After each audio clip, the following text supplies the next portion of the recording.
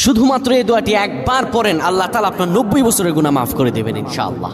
আপনার 90 বছরের গুনাহ মাফ হয়ে যাবে শুধুমাত্র এই দোয়াটি যদি একবার পড়তে পারেন। আপনার ভাগ্য খুলে যাবে, রিজিকে বরকত আসবে, মনের ন্যাক আশা পূরণ হবে, আল্লাহ আপনার সব দোয়া কবুল করে দিবেন। সুবহানাল্লাহি ওয়া বিহামদি।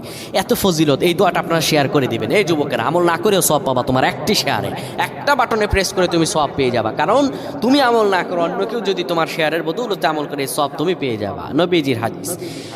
আমার ভাইয়েরা, আল্লাহর কাছে দোয়া করা, আল্লাহর কাছে দোয়া চাওয়া, এটি হলো মুমিনদের কাজ। আমার আল্লাহ বান্দাকে বলেন, বান্দারে উদউনি আস্তাজিব লাকুম, আমার কাছে চাও, আমার কাছে চাইলে আমি আল্লাহ তোমাকে দিয়ে দিব।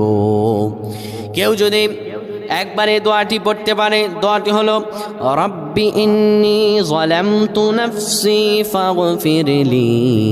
কেউ যদি এই দোয়াটা একবার পড়তে পারে, আমার আল্লাহ তাআলা তার 90 বছরের গুনাহগুলো মাফ করবেন।